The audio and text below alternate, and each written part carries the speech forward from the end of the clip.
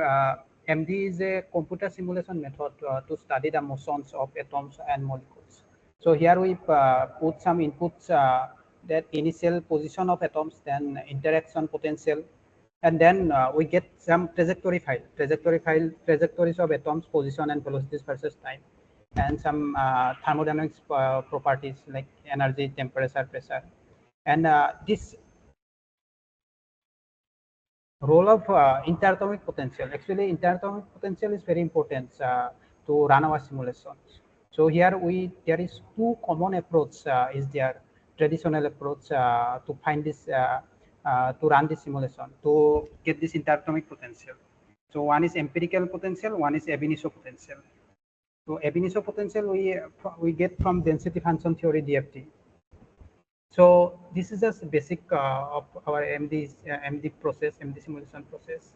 So but in empirical potential, there are some actually disadvantages there. Disadvantage means it's fast.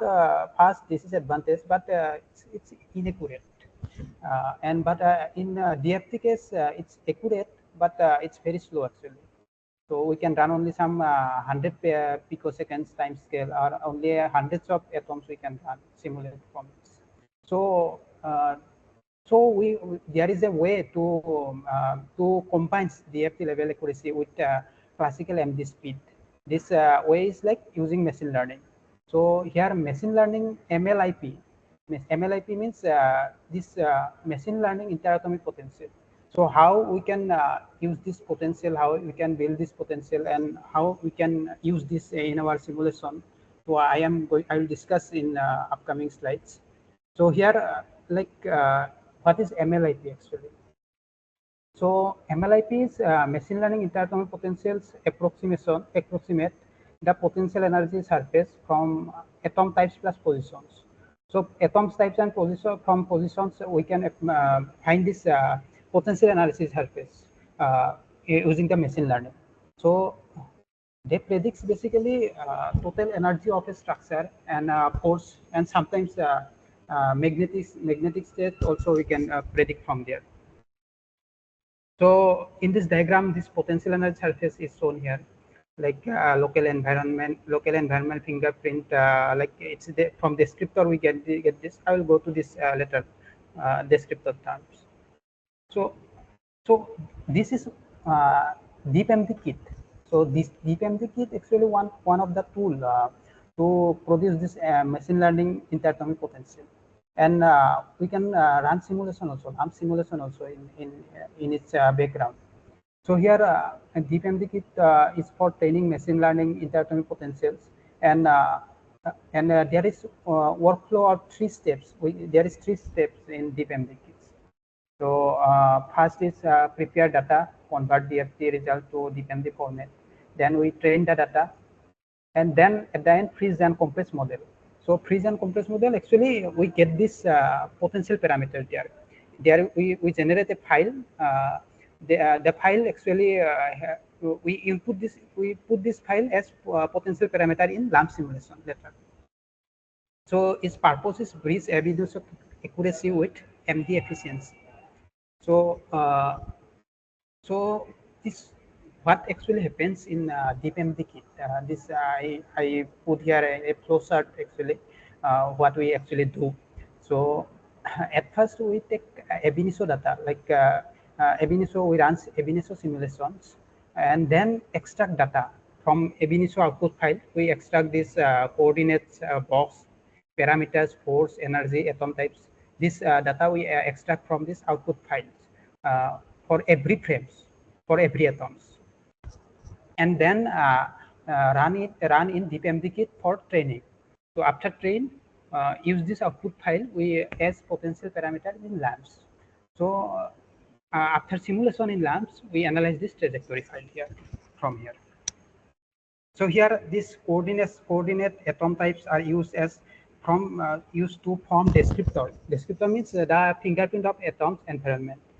Like how if we take any atoms in a structure, and we draw a sphere of certain radius around it, and how much atom is inside this radius. Its environment we consider like this way, and this environment information will be in the descriptors. So how descriptor will be formed? I will go to the next slide. This term, and next energy ports are used to compute loss functions. So these two actually very important term in DeePMD kit. So here descriptor term I came here. So descriptor is the actually factor that encodes the environment of an atom. Think of it as a atom's fingerprint of the model. So in this diagram, there I shown the sphere and all these atoms inside the sphere. That's actually construct the descriptor for a atom which is at the center of the sphere. So next, atomic environment fissurization. So it's a process of to form the descriptor. So this is a method to describe an atom's local environment and neighborhoods as a vector of numbers the machine learning model can use. So the goal is to capture which neighbors are present, how far they are, and how they are arranged angular info.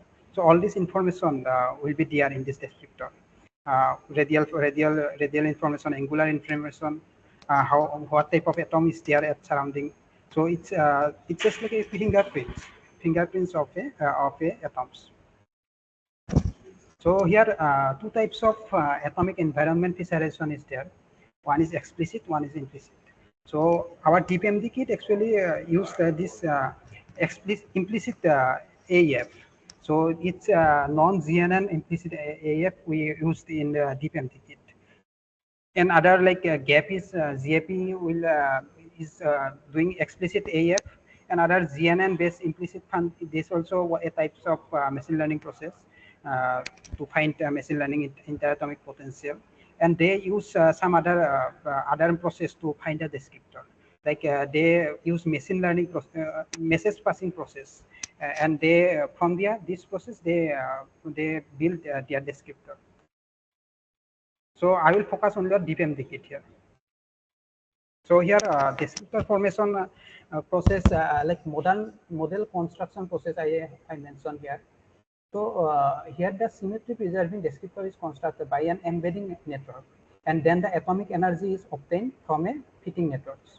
So here in this two types of network, we pass two types of neural networks. One is embedding networks, one is fitting networks.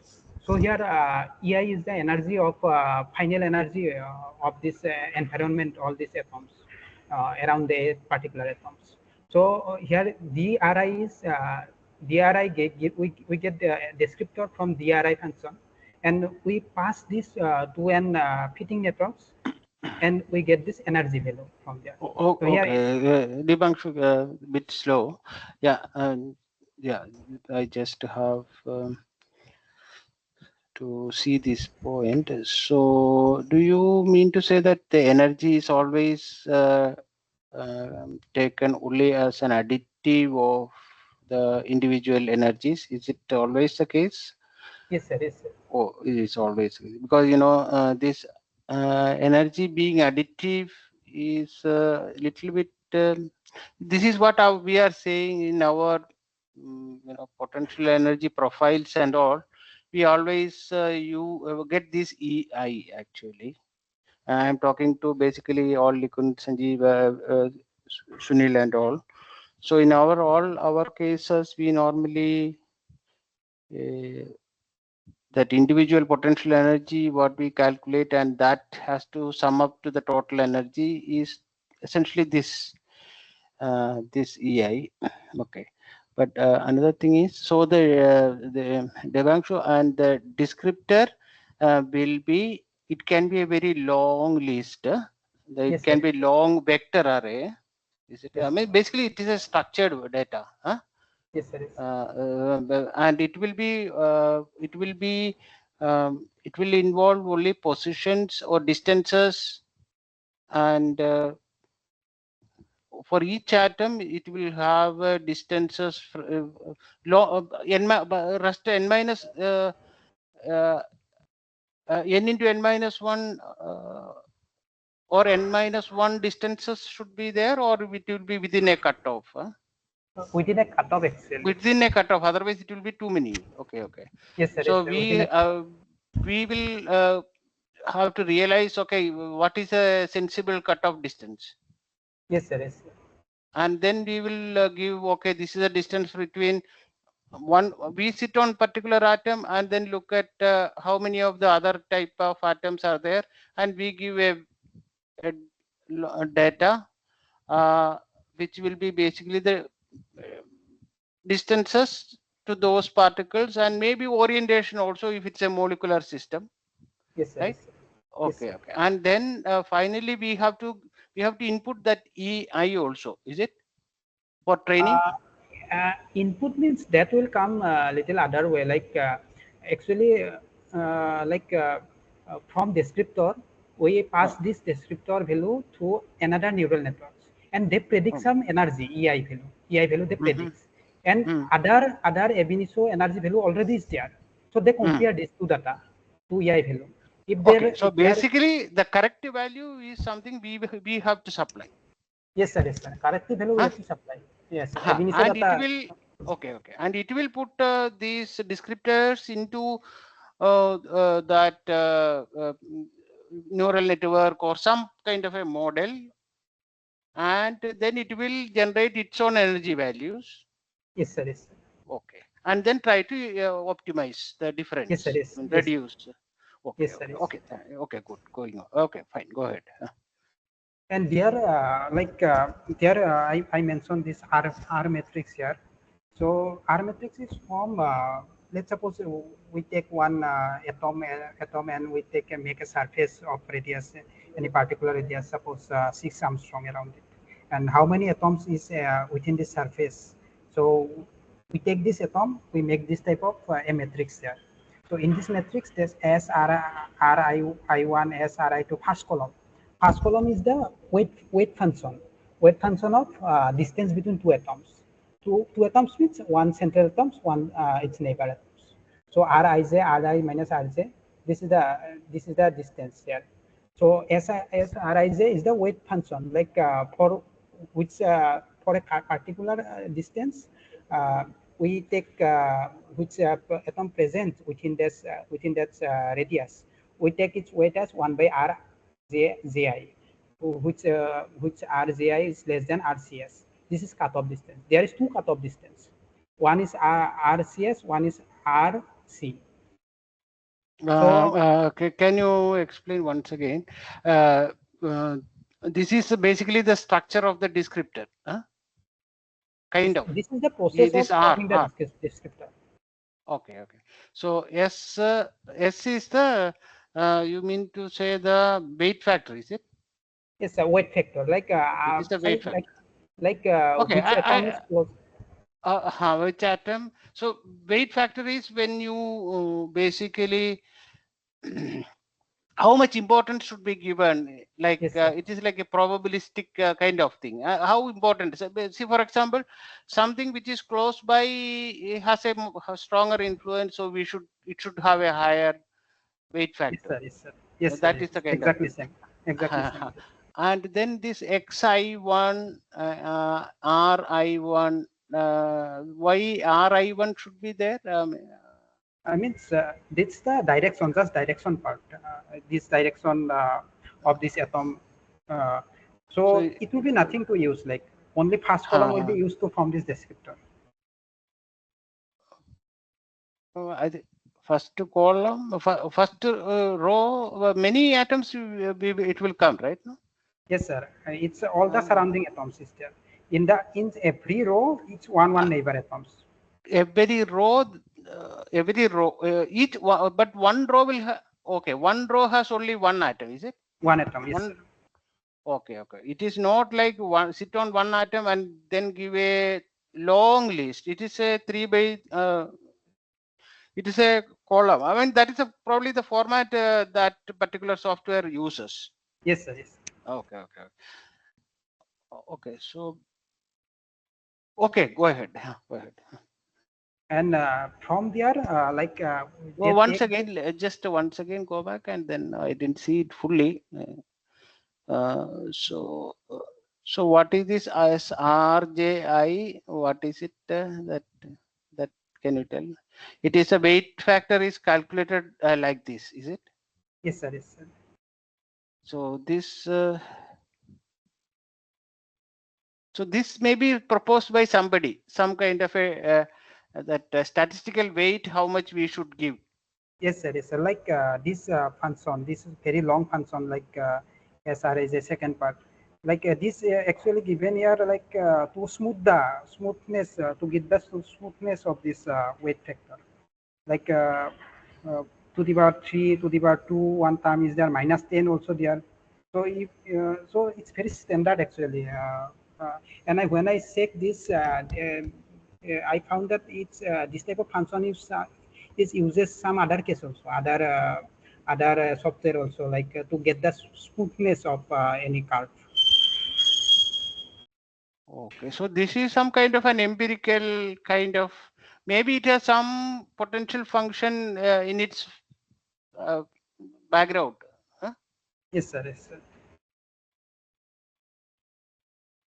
But this is something they use as a standard way of for weighting, giving a weightage. Yes, sir. Yes, sir. Isn't it? Okay.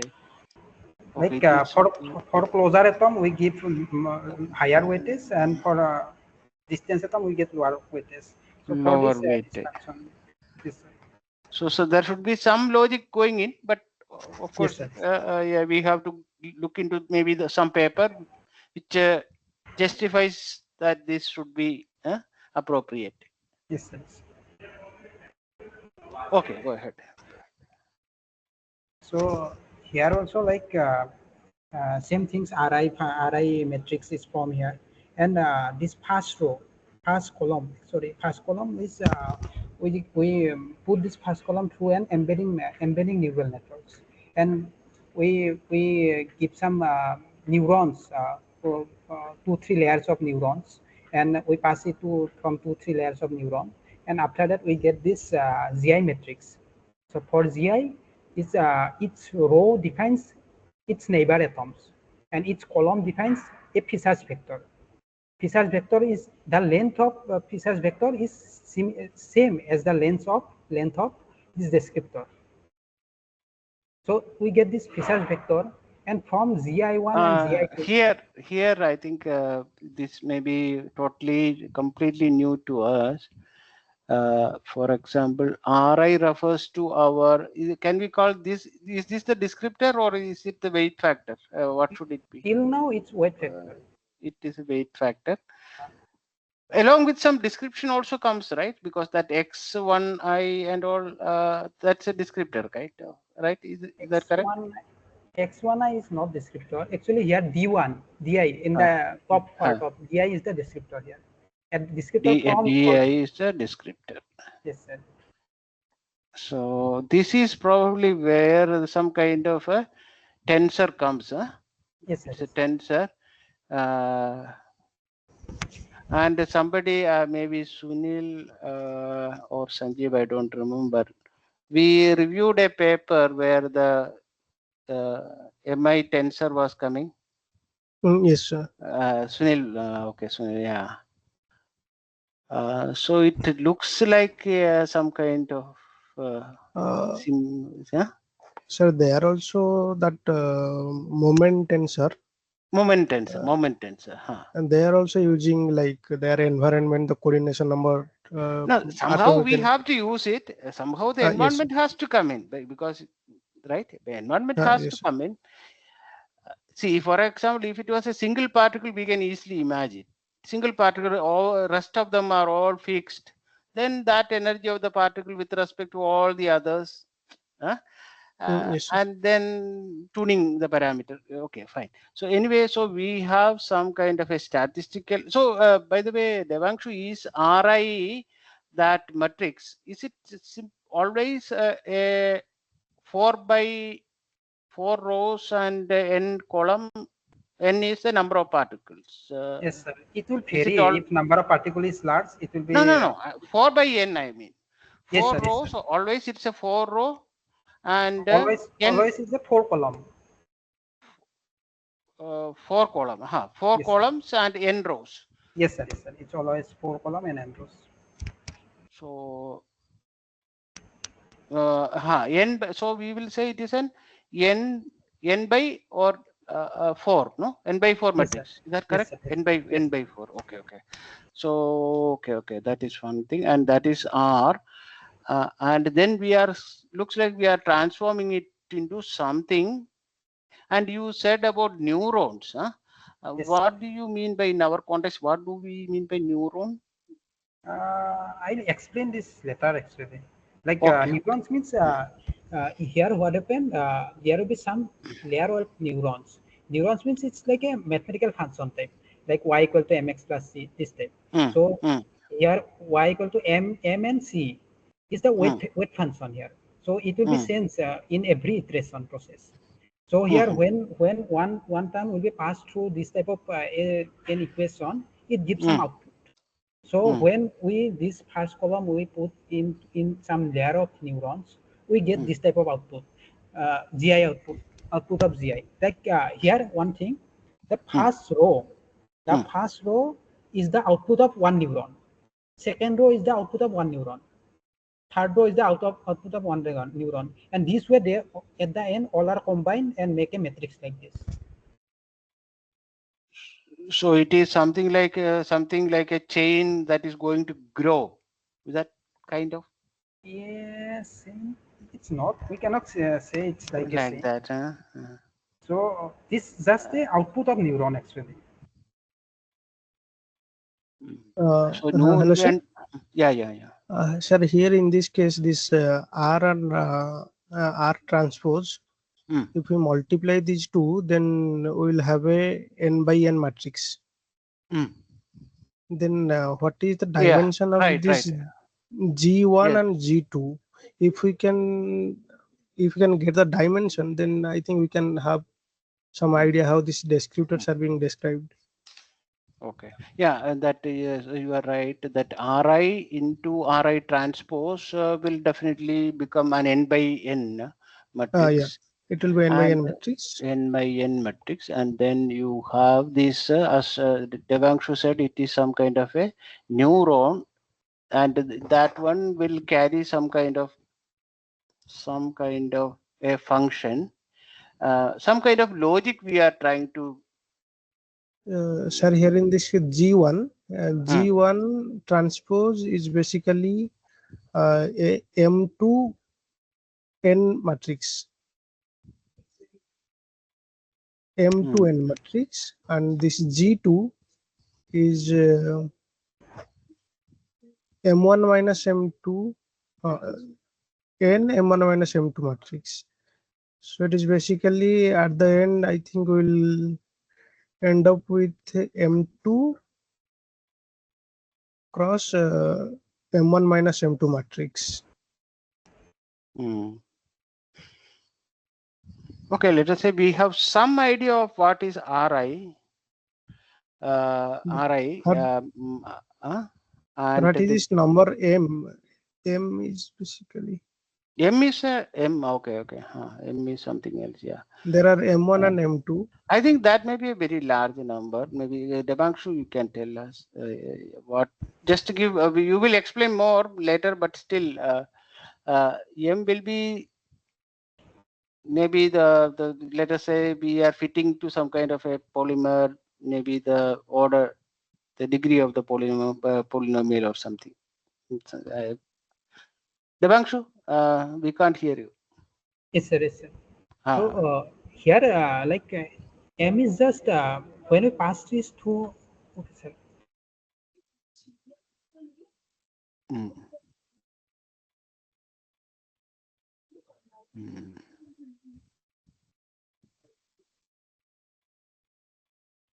Like mm, when we pass this through a neural networks, a layer of mm, neural networks, mm, then the outer layer, the end layer, if end layer has suppose 80 neurons, then mm, we get um, 80 M2 value, M value will be 80 here. mm, So 80 is just the output of its neurons. And this 80 actually bears all this information around around this atom of its surroundings. So So this, that 80 refers to some storage of information. yes I sir, mean, that's called we are trying to fingerprints. Fingerprints of, fingerprints. Okay, yes, okay. sir. So it is something like a polynomial. Let us say if you think of like y, since he said y equal to mx plus c, I am we are trying to you said fingerprints, yeah, so that okay, okay, some kind of an information, but has a maybe 80 parts, but that Yes, whether that it should be 80 or that number will be decided depending on how much accuracy we want or something like that. yes sir, yes sir. It depends on how much neuron we put there. And we put neuron by ourselves actually. In input file, we can put this neuron, number of Okay, neurons. so the neuron essentially means some kind of a uh, information or some kind of a logic. Neurons? Yes sir. No. Hmm? Or is it, can we say it's a descriptor or no? That is No, not the no, descriptor. not sir, it's not this. It's not the descriptor. It is some kind of, It's some kind of calculator. Neurons is some kind of calculator. You put something, it gives something. or So basically, can we say something like it is some kind of uh, that the dimension of the neuron. No, you said m. Is that the term, dimensionality of the neuron, or degree, or any term for that m? uh, M is just when we pass something to neuron, like Hmm. y equal to mx plus c. So Hmm. let's suppose we pass one, take Hmm. one number. Number is Hmm. 2. Hmm. So y equal to mx plus c, m value is, let's suppose we predefine m value and c value Hmm. predefine. Hmm. So Hmm. it will give some output y value. Hmm. So neurons work is only just this. It gives some output value. We give some input value, and it will give us some our a output value there in neuron. Output value following some kind of a Well, logic. yes sir. Following some kind of a logic, like let us say y Yes sir. equal to mx plus c. M is Yes sir. fixed in the neuron. The m is a Yes sir. Yes sir. characteristic of that neuron, and Yes sir. Yes we sir. are giving x and it will give y. So that you give another x, it will give another y, because Yes by sir. a Yes sir. certain route, following a certain route. So Yes sir. that Yes is sir. what each neuron will do. Yes sir. Yes sir. And they will do it like maybe yeah, okay, I am getting the point. So kind of qualitatively, so each neuron is storing, has some kind of yeah, a logic it is storing, Yes sir. some Yes. kind of a okay, I think it will take time, of course, but I think still let us go ahead, and we will get it may take yeah, okay, go ahead, yeah. So here next, the descriptor will pass through some layer of neurons, and this network is called fitting network. So like this equation I mentioned here, y equal to phi into omega j wj xj plus b. So wj is weight here, b is bias, and phi is the activation function here. So activation No, function, can you zoom in? I can't see whole thing. That part, can you just zoom in this matrix? Uh, matrix. uh, that one. This is what. So we DNN is what you showed me, that R and GI No G sir. inverse. This R and D1, R2 and D2, all this whatever I saw till now, all are inside this to form R2 D1, R2 D1. Here they are, here in this picture they are not showing this. And DNN is the fitting part. Okay, okay. R1 is here. R1 is here.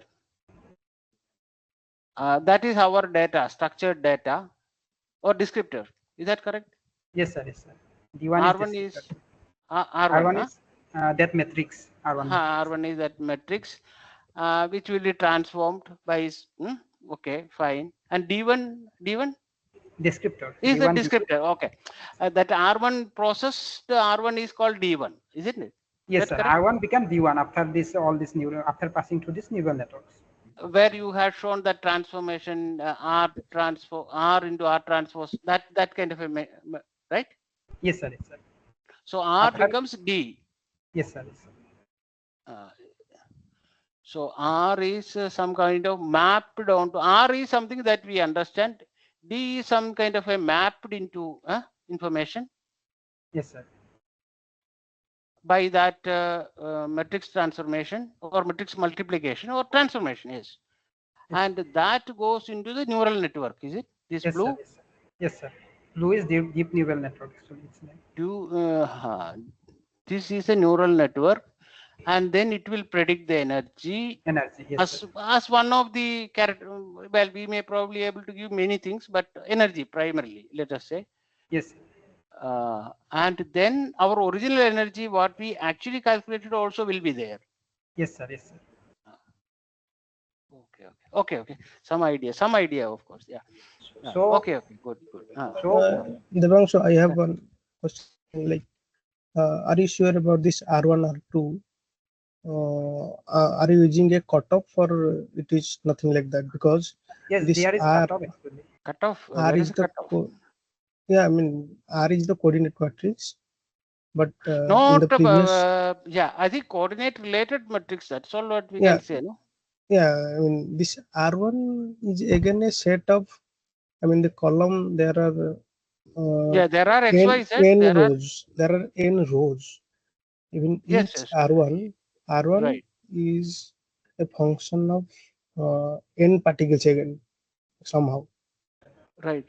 Maybe for quick this thing, Devanshu, just to go to that R matrix where you had also a weight factor, I think, and then some The previous uh, slide, it's previous just like this. some weight factor and some coordinate information. I hope that's all. Devanshu, that correct? Yes, Weight factor yes, and sir. coordinate distance Yes, sir. Weight information. factor and coordinate matrix is there. Okay. Yeah. Is that Sunil? Is that fine? I think it will take some iterations for us Yeah. to kind of understand. Yeah? But Yes, sir. at Yeah. least the kind of operations that are involved, hopefully it will do all the things. But we should also have some idea of what is happening, right? Yes, sir. So, and the weight factor by somebody said that use this kind of a function, and we will find out if the at a later point of what's the logic. Yeah? But primarily we want to see, do we know, can we develop the technical skill at least to use them to test, right? Yes, sir. Yeah, Devanshu, yes, go ahead. Yeah. Okay, sir. So here I mentioned what is neuron actually, small unit of neural networks. A neuron is just a math function. It takes some input, multiplies them by weight, added a bias, and applies a nonlinear activation, and you get this output from here. It's from Okay. neurons.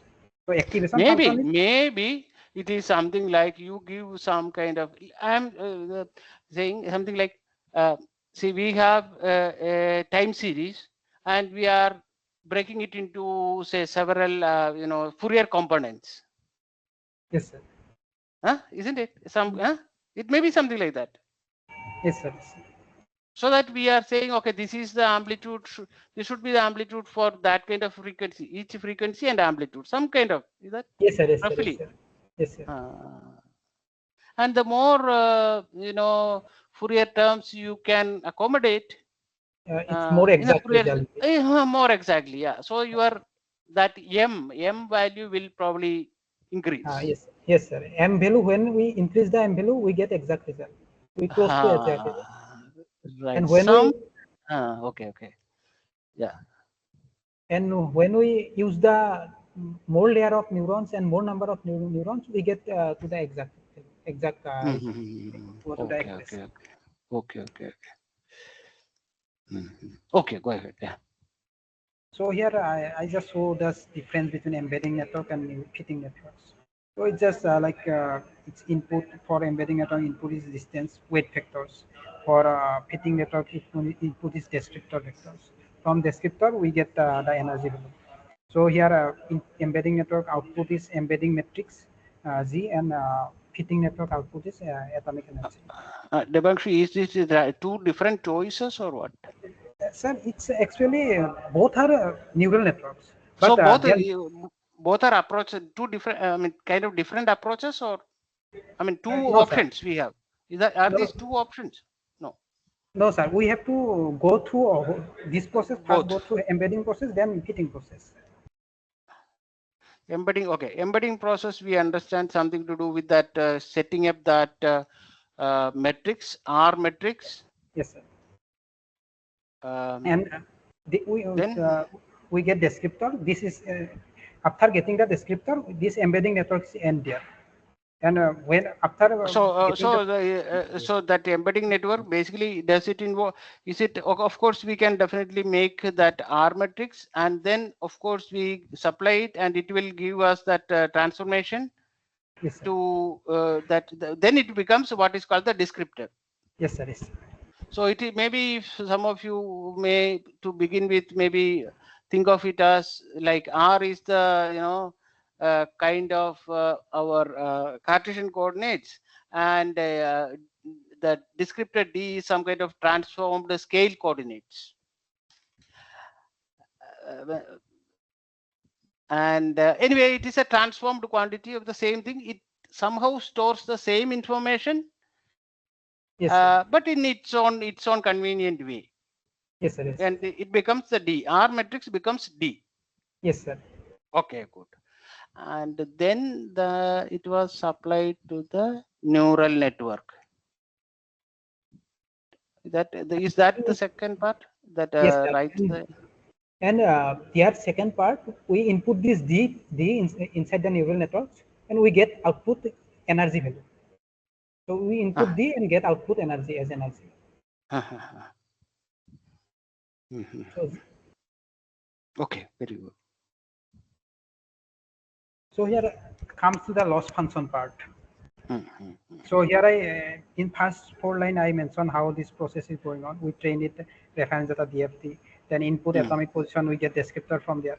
Then through atomic energy means the actual atomic energy from DFT, from ab initio data, we actually give there for train, and force and stress tensor from DFT. The network produce a prediction energy. So network will be produce a prediction of energy. Then we compute loss function from there. So L equal to, using this equation, we get this error, our prediction data and exact data. Exact data means the data we provide from DFT at early stage. So we get some loss function there.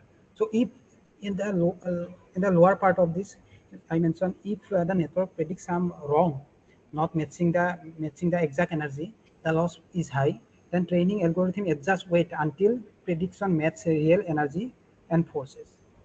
Like that matching process is like I mentioned, this neuron have one equation, y equal to, let's suppose y equal to mx plus. Exactly, I got it. Here m and c will be iterated, so we'll be getting some other value, towards this to minimize this this error function.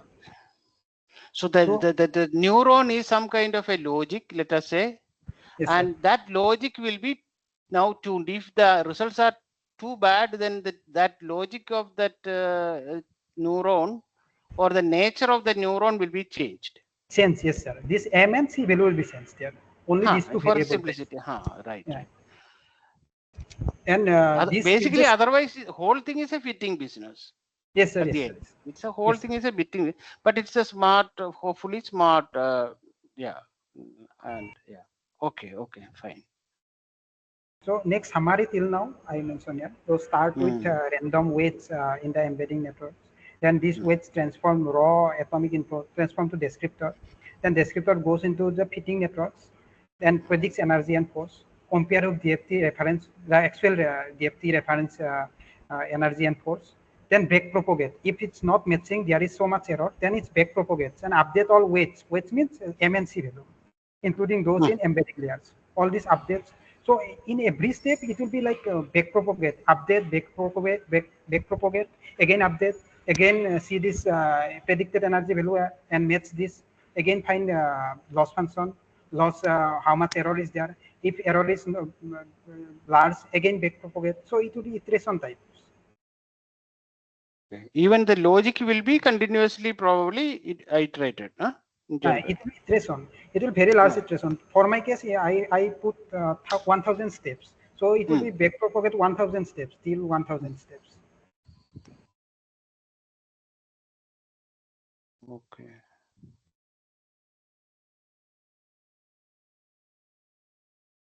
Okay.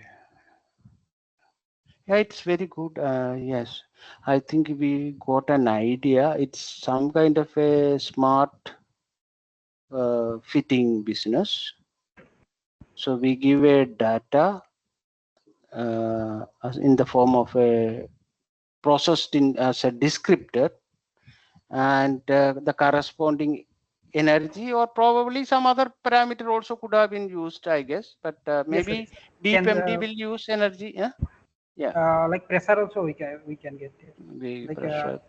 they compare pressure also, but I In fact, have not what mentioned. the problem with ab initio is that when we do ab initio, we cannot split out the energies into individual atoms. Yes, sir. You That's why see, it first make individual energy, then added and get the final energy, and then compare this final energy to ab initio final energy, ab initio right. energy. But you know what? But we actually can get the forces per atom, Yes, sir. even Yes, though sir. energies. So Yes, sir. forces per atom, because it is, and that is probably more reliable. I would say that forces. First of all, they are derivatives, so and it is individual, right? Individual. That is the Yes, sir. great thing about the forces. I think if you are using the data from ab initio, which is now normally the case, from where else we can get data. That is Yes. one thing. So if you give, I think if you can use the forces, but then of course we have the issue that forces are vectors by itself. Will that be possible? Uh, like I think vector direction time is not here. Like only we can compute with magnitude also. Component Magnitude wise, we also. will. So that means only one thing. It will, we will give three component values. I think that it can, instead of one EI value, we will give three values. Yes, sir. Yes, sir. That should be possible, no? For Yes, sir. every atom there Yes, will be sir. three values. Three Three, value that and is the fx, fy, fz. yes, sir. Yes, sir. And they will And compare then both correct. this I think neural network that F1 and ab initio F1. I think that would be from the ab initio data. I think that would be the best way to deal with. But Yes, sir. yes. But it's a very good presentation, Devanshu, and something we should have started long back. At least never the better late than never. So yeah. So, and in fact, Deepangshu, he also plans to learn ML, and he will also be in touch with you, and maybe others also can learn this ML, and try hands first. Start doing some calculation, like have a basic idea like what Devanshu told us. With that kind of a thing, we should just try to little bit run and then get something, and how to use that tool little bit. That will be maybe the beginning point Yes, sir. for all of us. Okay, so is anything more, Devanshu? I thought you have concluded. No, sir. Yeah, there is other also. Like for this is the theory part. Till now, it's the Okay. theory part of DeePMD kit. Now, whatever I done actually, I actually run simulation in the DeePMD kit. Okay. And using this machine learning interatomic potential, I run in lamps also. Lamps I run in lamps, and I input this result also here. So this to prepare this data, so how what data we have to give to training process is four data we need. This box simulation box data, then atomic coordinate data, energy data, atomic force, atom type map. This data. So here data source is DFT ab initio output from fast and quantum espresso. Anything we can do anything from anywhere. Then we have to split data for two parts: training parts and validation parts. So training parts and validation parts both have different significance. Why we need to split this in two parts, I will discuss here. Here I have mentioned for training data what they do. So when we start the training process, so the workflow of training data I mentioned here: input, forward pass, prediction. They will predict something. Then compare with DFT values, like the training data part compare with DFT value, DFT actual energy value, and then back propagate and actually definitely there will be some error. The loss function will be there. So back propagate and try to fix this, update this weight function W, like M and C value, Y equal to MS plus C. Here M and C value, try to update there. So this is training data, work of training data. But what actually do validation data? They will not update anything. They just input, they take this prediction value and see this and compare it to the ab initio result, and they just give us this error only. They will not update this. So why we need these two different data? Like I have mentioned later here. I mentioned so here for this training process, we have to make one file, .json one file. So here like some parameter we have to include, like type of atoms. For my case, Na3OCl, NaOCl. This I have to give there. And ACl means 64, 64, 64. Is this number is the neighbor considered for each atom types. Suppose we take we for Na case, we want to do this like R vector. We want to compute this R vector around Na. So how much atom is present inside this sphere around R within a cutoff? Then maximum I put here 64, 64, 64. Then here we have to so give the path of training data. So training data path and validation data path. And number of steps mean how much step it will iterate. So I give 1000 steps. And number of SGD steps, stochastic gradient descent method will be easier to iterate all this process. So here I mention all this. And then what is that 1000 gradient? What is the SGD steps?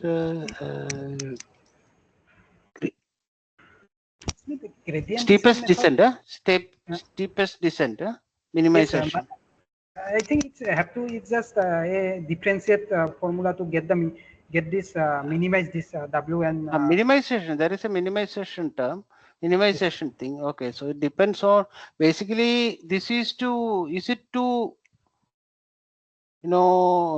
change that neuron nature of the neuron? It's to sense this value here. Here W and B value. W and B value in this equation. Which W? Okay, W and B value. Okay, W and B value. The W's were what we were saying. They were kind of that. What to say? Our neuron characteristic of the neuron. Yes, sir. Yes, sir, exactly. Yes, so sir. Okay, yeah. So any kind of minimization, steepest descent is there. It is like cooling the system down. Conjugate yes, gradient method, steepest descent method. It's just like calculate the forces. Yeah, same thing. The Newton-Raphson is also same idea. Same yes, sir. Yes, sir. Same thing. Newton-Raphson like thing. this. All this. It's in the multi-dimensions. That's it. Yes, sir. Yes, yeah. Okay. Fine. That makes sense. Okay. And then what about during the running process? On the monitor of on the screen of our computer, we see a file it's called iCarve.out file. So here we 4 and 5 column and 6 and 7 column. We have to monitor this column 4 and 5 and 6 and 7 columns. So 4 and 5 columns defines training and test error for energy, and 6 and 7 column defines training and test error for force. So here we have to see this error will be decreases gradually. error should be decreased gradually in the whole training process. And when this validation error stop decreasing, we have to stop this training process, because it stop decreasing means it's overfitting this process. Overfitting means they are just memorizing this training term also, but they are not perfectly fit for validation term. Actually, validation error minimize means our training process is very good actually. So it's very important to minimize the validation error, not the training error. Training error minimization also it's good for us, but validation error minimization is best for our case, because validation error is the error actually. If we run in our new system, like in our new system, then validation error define how much accurately we can simulate. So after training, generate a usable model DP freeze graph.pb. So this graph.pb actually the potential parameter actually for our upcoming LAMP simulation using machine learning interatomic potential. So final output graph.pb, the file can now be used in LAMPs or other MD codes. So this here I have. Devanshu, is there any what kind of it will be fitting to some kind of a polynomial kind of a function, no? It may not be fitting to any normal interatomic potential models, right? It will be freely changing. Yes, sir. Yes, sir. And it will be and it may have as many parameters, probably as many as m parameters. That Yes, sir. Yes. is it m or even more, or Uh, I think it's m parameters. Like in this output file, the graph.pb file, this file includes all these all these neurons? neurons Correct. m and b value, like y equal to mx plus c, m and c value. All these m and c Exactly. value will be included here. Exactly. Okay. And this m and c value will be at the last step of our training process. Here I train for 1,000 steps. So last steps m and c value will be included in the graph PV, because last step is the accurate step, more accurate step, Okay. because it only with time it's better is going to better its accuracy with the time. Okay. By the way, you had that y equal to mx plus c, that neuron characteristic. It was by itself. It was under within a function phi, right? When Yes, you sir. Yes, sir. defined it, is there anything about that nature of that phi? Phi means like if you here I mentioned, yeah, here phi means activation function. So this activation function is like sigmoid function. It can be sigmoid function, then hyperbolic function. So if we don't apply this phi, this is just a equation of a straight line. So we need some complex, very complex type of structure. So to get this weight of this complex, we just multiply with any activation function here. But typically, for example, what is an activation function? Like here, like here potential energy function, here this potential energy surface, it's sometimes it will be curved, sometimes it will go downward, this type of thing. But if you Mm, don't mm, apply this type of function, mm. non-linear function, this actually very important, that phi is non-linear function. By the way, that is not just a uh, product term, no? It's a phi refers to a function, not a constant value, right? No, it's a function, sir. It's a It's a function. function. Yeah, that's a function. Yeah, exactly. Yeah. Okay, fine. So yeah, okay. That we will more technical. Okay, you go ahead to where you stopped. Like if we don't apply phi, it will be just Hmm. a straight equation of straight line, and one Right, straight line cannot right. like reserve all this information. We need some Curvature. more It cannot capture. Yes. Yeah. more complex curvature we need. So that's why Right. we multiply with a phi. Yeah, normally that is where we will look for a polynomial, right? So Yes, that sir. Yes, sir. but here the form is somewhat different because you have a straight line in a as a argument to the function. That is a small difference, but okay, that is fine. But yeah, the idea is to capture the various curvatures. Yes, sir. Yes. which is what we normally do with the polynomial also. Fine. Okay, Yes, that sir. much we understood. Fine. Let us go to where you stopped. So here monitor, we have to monitor this data and this graph PB which used in LAMS, upcoming LAMS simulation. So for my case, I did ab initio simulation at first and take cell 3 cross 3 cross 3 cell, total Okay, atom so 132. can we take a couple of minutes break and then come back? In Yes, sir. case, so others can start asking any questions. Of course, remember that we, at this point, we only have a peripheral understanding of what is happening. Yeah? Uh, Everything cannot be cleared, understood at this point, I'm sure.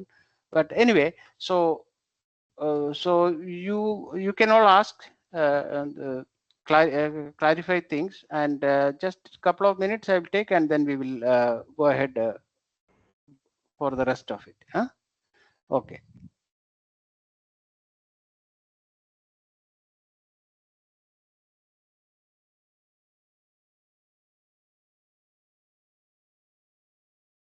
You can ask. Okay, please ask questions.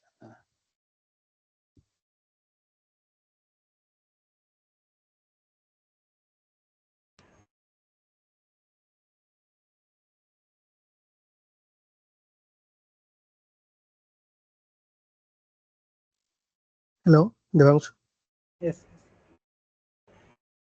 There is something you are telling about the wave function.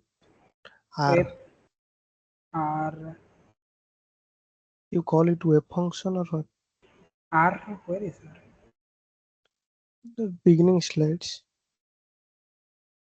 Probably.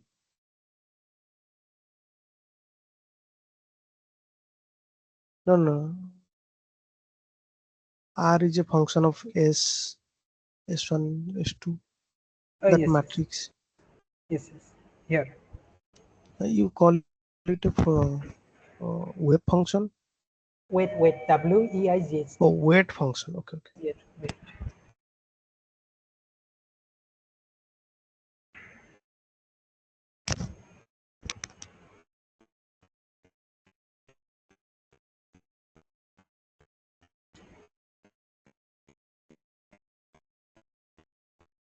So Devanshu, Yes.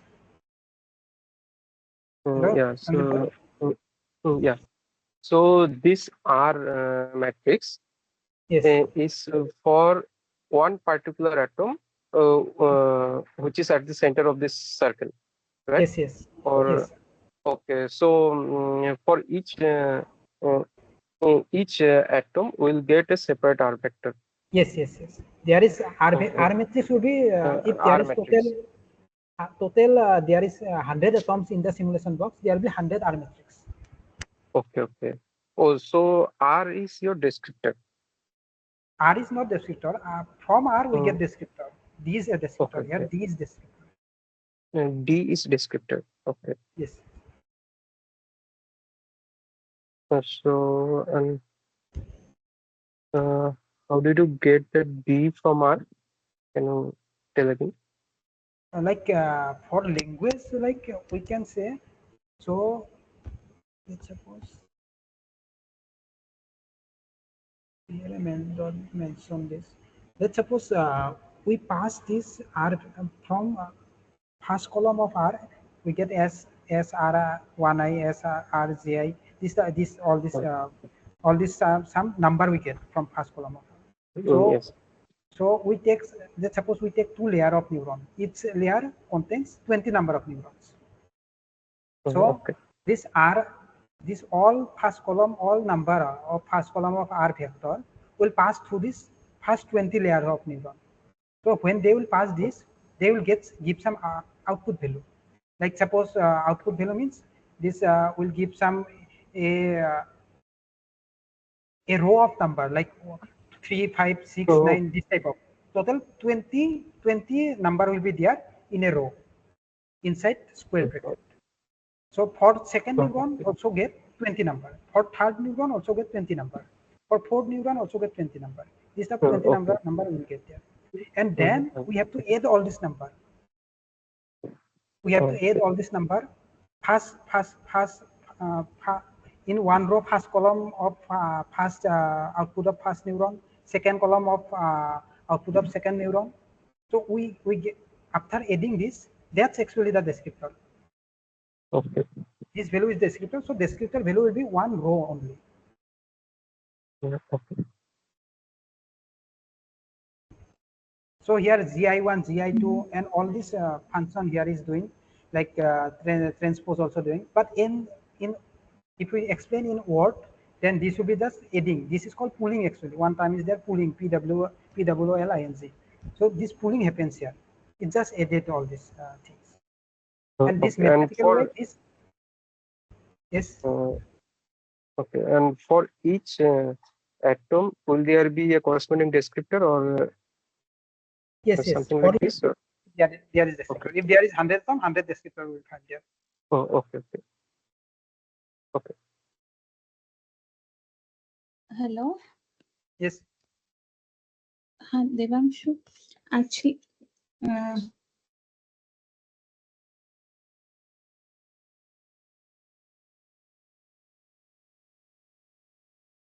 Hello.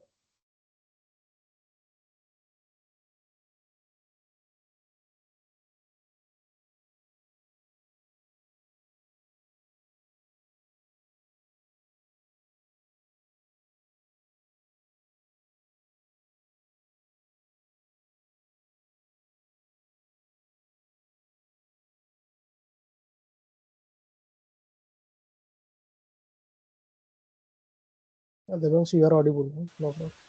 Yes, yes. She got disconnected. Okay, Devanshu. Am I audible? Yes, yes. Go to the slide. Like So here you take R within a cutoff. Certain cutoff. yes, yes, yes. Okay, so if we see the since the environment for all the atoms seems not be same, so Yes, is yes. the dimension of R for all atoms are the same or different? That's come actually like this. Dimension of R for all atom will be same. hello, Here I mentioned. Okay, Pooja Didi. hello. Yes, yes. Am I audible now? It's there is echo actually. Some. Oh, okay. Hello, Likunda. Hello, Yes, yes. hello. Hello, Pooja Didi.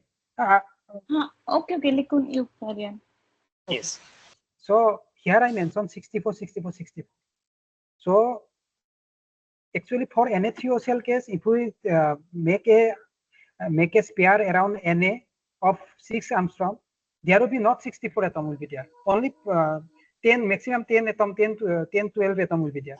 So the meaning of this making 64, 64 is like this, because for these 10 atoms, there will be S1, S2, S3 will be there. But for 64, but other atom, it will be 0, 0, 0, 0. That's why I take some large value there. So what is the benefit of taking the large value? This dimension will be same to preserve the dimension for all cases. Okay. Have you understood? Yes. I got it. Yes. Okay. There's, all the other will be 0, 0, 0. Okay, okay. So you are giving a larger cutoff. Yes, sir. Yes, sir. So in no under no circumstances it will exceed that maximum number. Yeah, no, sir. It cannot exceed that. But it's maximum number. So okay, accordingly. Okay, okay. Go ahead. Yeah. Yes. Pujani. Hello, Pujari. Yes. Basically, what I understand, like in ML, we for training we give some accurate input and output. Yes. Then we train our model. After that, when we give some new input, then it approximately get the accurate output, right? So Yes, yes. That yeah. what kind of is it accurately give? Will it accurately give our output? Will give we will get from this error of this function, like here this function. Loss function. Validation error. Validation error. So if validation Yes. error is decreased, then we get More accurate. exact value. Exact value. Yes. Okay. So here basically our inputs are like we give like the atomic positions or energies like that, right? Yes, And atomic position. we Yeah, all this 5 input will be there. and we have this ab initio energy, then we compare with that. Yes, yes. Okay. So, Devanshu, here you mentioned energy also. You are also mentioning forces. So, did you use both, like in the for checking data? I mean, Both. I use both actually. that is even good, better. Yeah, no problem. That is fine. But forces are actually good that your forces are included, because otherwise energies can be quite unreliable. I mean, Yes, sir. Yes, sir. Actually, what happens? One more thing here in this function, this weight function here also L. This equation okay. P E Okay. P F. These are weight function actually, and this Right, weight right. function weight constant value is different for different case. So And so we can decide it, or it will decide by we can decide. validating. We have We to can. decide. We have And to one decide. more thing, like here in the starting of this our training process, we take large F force value and lower energy value, because Okay. we give importance force here. That's why we give large Very good, force. very good. Very good. And That was what I was thinking intuitively. yeah, Right. yeah. So, I yeah. I actually did not explain this, did not mention here in slide. But what happened? First, we give some higher PF value, but Mm. gradually we decreases and gradually increase this PE value, because when Oh, they will upgrade this, seeing this force, energy also getting upgrade and it go to the perfect value. So that's why mm. later time we give energy value little energy and force value. We bring to same line, same weightage. Okay. But at And first, P we psi will refer to some other quantities, psi maybe is dipole for moment, depending pressure, on sir, pressure. pressure. Are you always sure? I mean, sure about always pressure is, or it can be kind of general. No, sir, it's Shy pressure, pressure. pressure. Because we apply here input parameter like pressure, That's like true, here. but see, for in some other cases, when we are dealing with see, molecular systems, Yes, sir. sometimes water's dipole moments are very well known, Yes, and sir, yes, sir. that will have a crucial dependence on the charges and bond lengths and all those things. So I think Yes, sir. probably it is a free parameter. Uh, Maybe I don't know, but pressure may be more logical in your case. That is true, but maybe that is a free parameter depending on the system where you have high confidence of that psi value, estimated psi value from the ab initio. Probably I think you could possibly use it. I don't possibly. I don't know.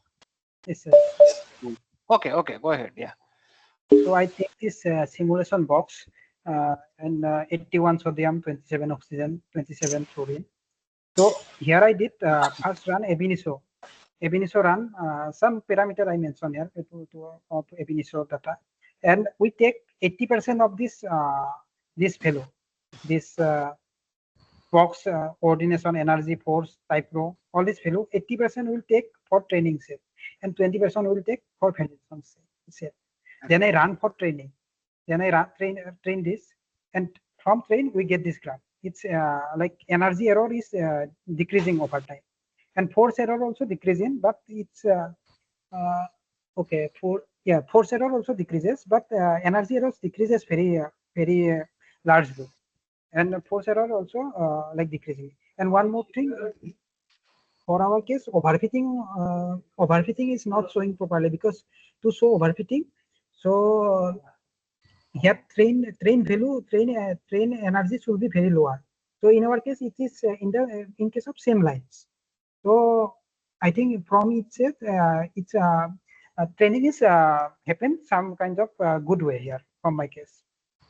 Divanshu, but your choice of colors was not quite good, because your brown, yellow, or orange and brown is kind of, so force looks like it is still stays where it is. Yes, sir. 10 raised to minus Error is 1. 10 to the power -1. So And it stays. It doesn't improve. Doesn't Yes. improve with. Is that correct? Yes, sir. It should be go lower direction, like similar to energy, but it's not properly. It's not improved as we expected actually. Okay. Okay. But then there is also, we also have to worry about the unit systems. Yes, sir. Yes. Because right. So Yes, sir. Yes. And because these are no true forces and true energies, are they? Like, but then we have to probably look at the ratio of the fluctuation with the original force value, average force value, or some such thing. Average means over.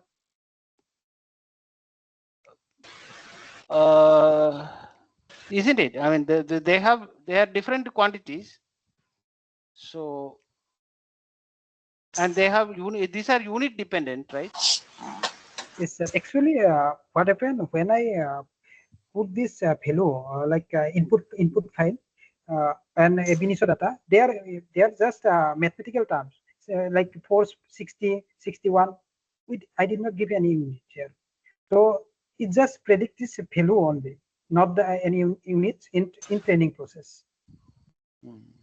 But when we simulate in slums, then we need metal unit. They did not accept atomic unit or other unit, only metal unit they accept in labs. What unit? Metal. Metal unit means? Metal unit means in the LAMP simulation, this input file, we have to provide these unit metals. Like for energy, we get electron volts.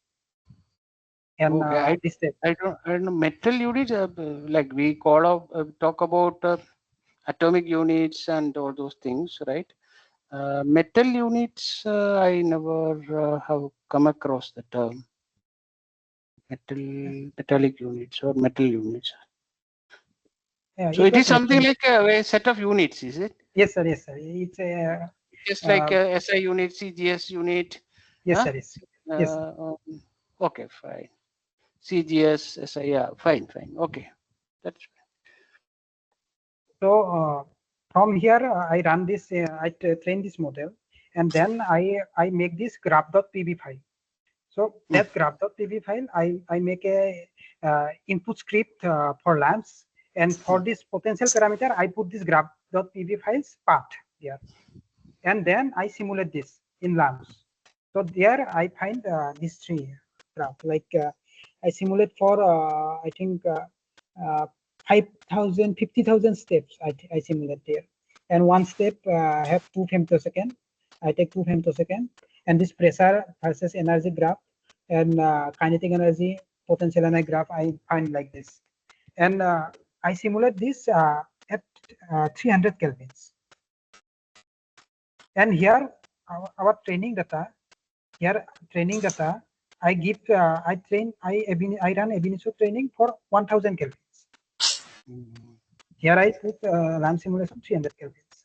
So I don't know, but after some step at the end part, I give 300 kelvins, but it will jump to 550 kelvins. I don't know why it happens. Probably in some internal error of this LAMP software.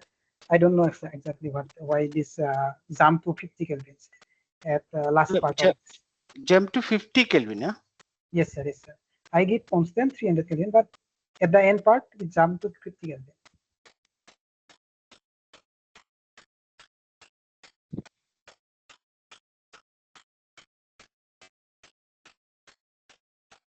You trade for 1,000 Kelvin. Yes, sir. For ab initio case, temperature I give 1,000 Kelvin step.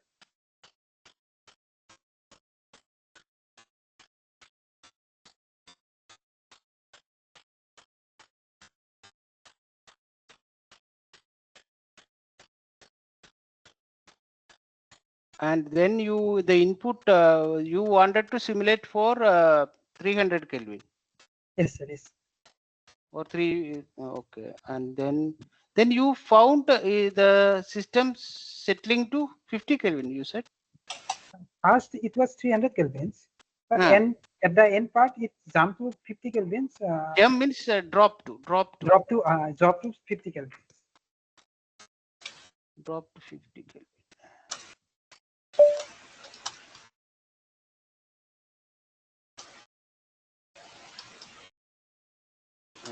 Okay, fine. Okay, fine. Okay. Okay, then go ahead. Okay, Devanshu, go ahead. We will discuss this part of more details later.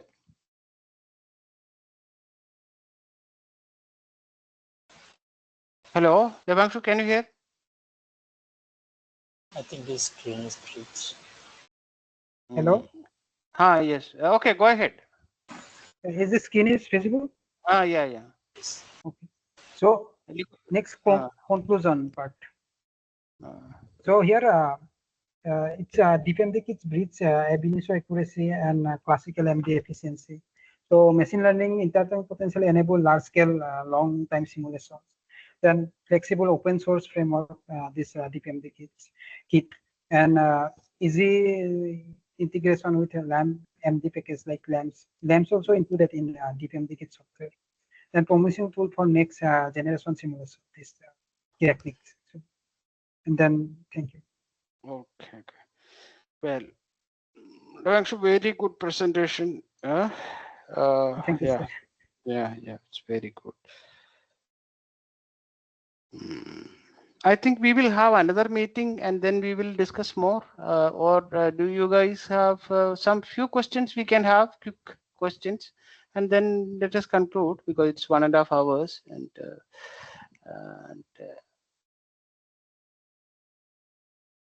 quick questions, Sunil, Likun, Sanjeev.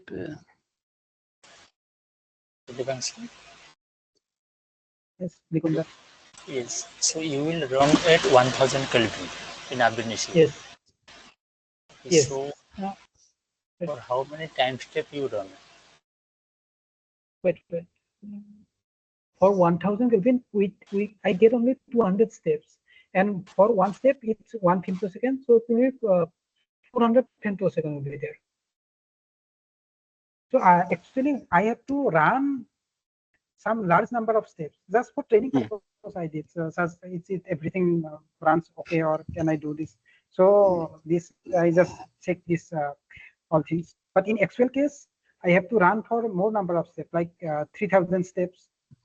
I have to run, and first a few steps I have to cut for relaxation, and some the end part I have to put for this training process. I did not do here all these things.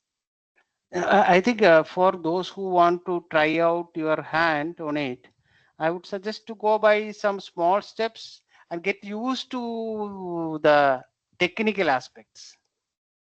Yes, sir. I am sure many of you would be like to try out your hand on this kind of approaches. It will definitely. This is how every day I am seeing nature publications just because they are published because it is ML interatomic potential or a day-to-day yeah, not because there is anything. The softwares are developed by DeePMD, but they are the earliest people to try their hands on that things, and possibly in real life problems, I think maybe, and more really complicated situations. I think it may really help, and it will be very crucial. There are some I have some objections to this approach, which maybe we'll discuss another time. Well, for example, what one of my complaints about this approach is that it doesn't really connect with any physically realizable quantities because it is fitting to a large function. Devanshu, you can comment, okay? Devanshu, please comment on my comment. One thing is that we are fitting to some kind of a function which is Well, if somebody asks, okay, I will give you the some long Taylor expansion kind of a thing, but it will not tell me what is possibly the charge or size of the atom or charge.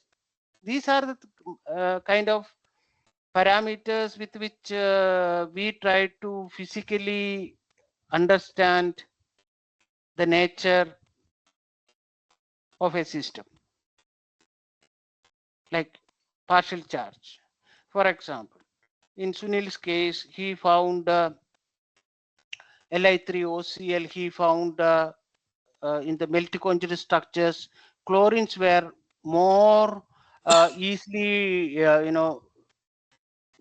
creating positional disorders. Sunil, am I right? Yes, sir. And we could relate it with, because we could relate it with saying that, okay, it must be because of the chlorine is has a low charge, so like that.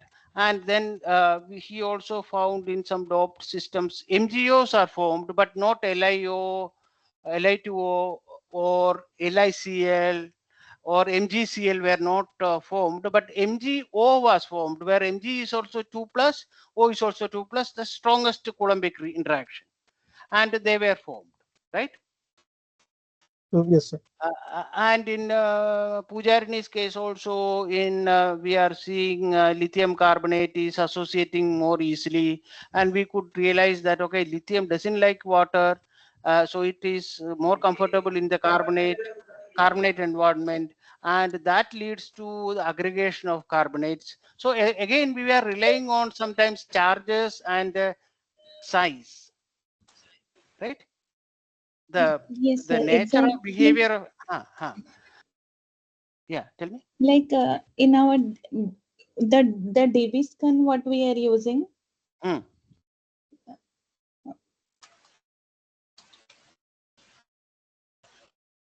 Yeah, please tell me, Pujarni, you muted yourself. Hello, sir. Yes. Yeah. The DB scan is also a ML actually, where they don't consider whether it is a atom or which charge. They just consider it as a point, and it Yeah, make but it as a class. I think that, but they are using distance criteria. Yes, only the So this. some element of the smartness will be used, but I think not to the Yes, extent these things are involved. yes, So no, my point was that we are trying many a times, we try to understand the observed properties in terms of the charges of the species yes, and their size. See, for example, in your case, what I would expect is lithium is not so comfortable in the pure water environment because it is too small to fit into that proper hydration shell. That's my impression. I think that is what Lindenbell and people like that said. yes, See, the water cannot form into any shape of the water shells cannot be of any shape because water itself has a structure, right? So yes, there will be certain shapes which water is by itself is comfortable. So lithium is too small an ion for yes, water to make proper shells around it. So what I yes, am yes, trying to say is, so we could generally like in I was saying in Sunil's case, MgO formation. So we and or in the liquid's case, for example, sodium strong repulsion between sodium and phosphorus than sodium and silicon, and that seemed to have an effect. So that means we are trying to understand things in terms of um, at least size. qualitative understanding comes out of um, how based on the charges and sizes, masses, this kind of atomic parameters, Yes, or sometimes size parameters also matter, like water, size of water, and size of carbonate also sometimes matter. So but I think such insight was always there in, say, if you look at Leonard Jones parameter, then or Coulombic plus Leonard Jones, which is common, right? Coulombic plus Lj. So Coulombic has the charges, and Lennard-Jones has some kind of strength of the depth of the potential was there as epsilon, and the charges were there. Sorry, size was there as sigma. The right. So, but I think now these ML potentials will not have any of those things. It will say, okay, this form works. It is maybe 80, it will have 80 terms or 100 terms. Am I right, Devanshu? Actually, all this information will be inside the descriptor, will be preserved inside the descriptor. It will be available. Like, it is available, but it is a long data. Yes, sir, long data. So it will probably not tell us what is a fractional charge or effective charge of an ion or anything, right? Yes, sir, it will not tell us, but it will it not just tell us. give the what result it will take from ab initio, then it will take an energy value, all this this will be we get. Right. So that means we will not be able to interpret that function in terms of our conventional wisdom. Yes, sir, I think we cannot. That's what I'm saying. Conventional wisdom means okay, there is some charge, there is some mass, there is some size of every ion, and if then if you are talking about molecular systems, then we have other things. They have certain frequencies, bond lengths. Water has certain dipole moment, and water, hydrogen, oxygen, H or H angle is something like 104 degrees, and we will not be able to connect such things. Yes, sir. Yes. That physical picture will be missing. Hello, sir. Yeah. Sir, I think there is something to do with it, because I have met someone at IIT Bombay conference. He is from Parinellos group. He is an assistant professor or associate professor in IIT Delhi right now. He was doing machine learning, and with that machine learning potential, they are observing reactions in by using classical MD. But how they are doing it is, I mean, if someone. I think Sunil, that is not what I was saying. See, No, sir. I mean, when we're talking about this charge, we don't have any information regarding the charge. I mean, partial charge, other things. No need. No, that is those things doesn't come into picture at all here. Yeah. In fact, so that is the thing. See, the charges by itself, it will be probably changing with the distance. The charges. See, for example, in Sanjeev's case, in fact, that is one point where we should try. I don't know whether I talked to Sanjeev on this or not. See, for example, one of the great application of this, see, already there was the React FF force field, right? They use Yes. somewhat similar to this method only. They use essentially some kind of a fitting procedure, essentially. It was probably an earlier version of a see, the machine learning is not exactly fitting to this is one procedure for particular application, right? Machine learning, this was just one way of, suppose machine learning is applied in all various kinds of fields, right? If this is the input that and you train the data with an input and output, the input may be like anything, it can be, right? Yes, sir. And output we should know for, like if you drive your car at 20 and then you will have an accident, you drive at 40, you will that kind of a data also you can feed it and then say, okay, what is the safest speed, right? But what I'm saying is, this is only a specific application to a specific data, right? In a different field, the kind of matrices that we were discussing will be totally different, right? Yes, sir. And what, okay, in the what Sunil was saying, it may be possible that it will not, my complaint was that it is not telling us these quantities that we are familiar with our like atomic properties, like size, mass, size, and charge. These are something with which we always try to reason out, understand. a phenomena. Is that correct? Sure, yeah, I mean, I got the point. Mm. But See, for example, can look at the organic chemistry. yeah, How the carbon triple bond, or how the how whether it be a single bond or double bond or triple bond, they say it without doing experiments. They can say it because there is some intuition that has come from the nature of the atom. yes, Carbon will do sp3 hybridization and that kind of idea.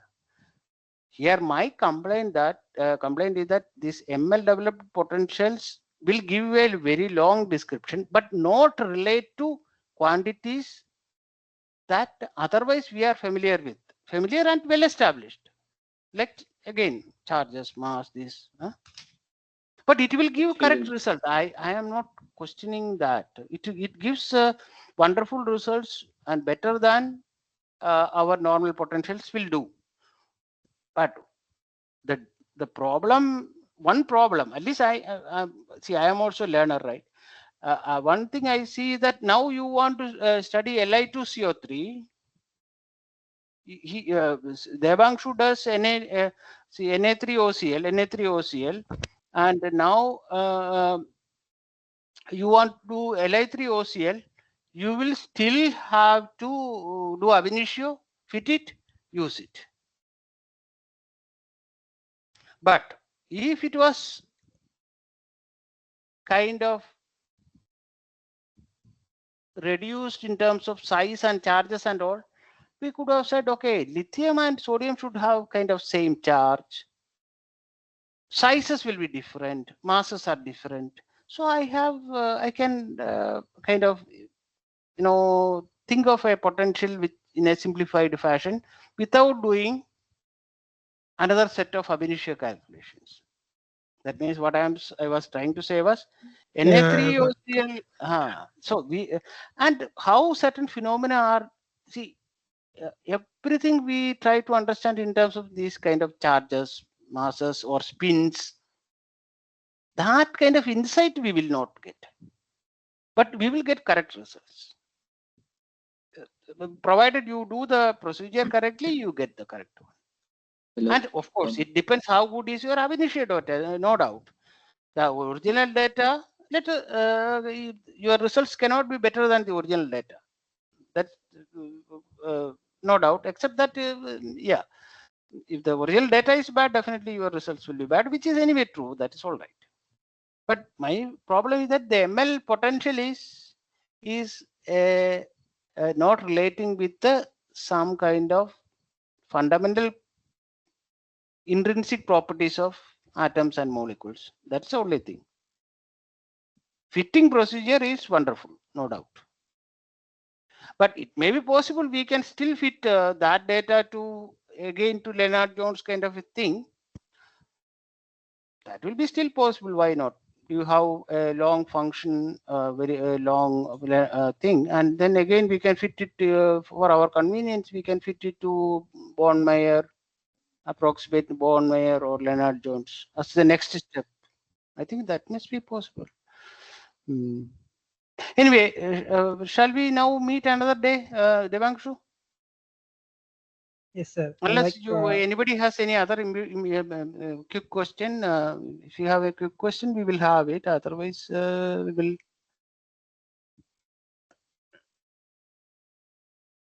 Hello, am I audible? Yeah. Yes. Oh, okay. Yes, so I was reading this documentation on DeePMD. So it was written on there that this model is typically trained on this total energy and forces. So of course it will not return us the partial charge and all. So if we use some other packages which can return these parameters like dipole moments and partial Not charge. necessary. Not necessary. I think you go ahead with this one. This is how people are going ahead. I was just So yes, posing a but this is criticism. the That's it. limitation of the package, right? That we are not getting the partial charge. So it's like I we think can probably, see, possibly because that gives limits our physical intuition. Why it is happening? Something is happening. That limits our physical intuition. Okay, yes. Okay. Because why in a particular context, why magnesium oxide is thermodynamically more stable than magnesium chloride or lithium chloride is something that we don't immediately get out of it. Sunil, is that okay? That is my point. Yes, sir. No, that is the point. But I think Devanshu, you also proceed maybe because now that Devanshu has some experience, possibly you also go ahead with this model. Okay. Yes. Yes. That will be better, and then later on we will try to explore. But I think you explore the DeePMD so that you can also discuss with Devanshu and then try to work on something. Maybe next this weekend or sometime next week we can have one more discussion. Devanshu. After my compre, is it okay? Okay. When is Compre is 22nd, no? 23. 23 is that.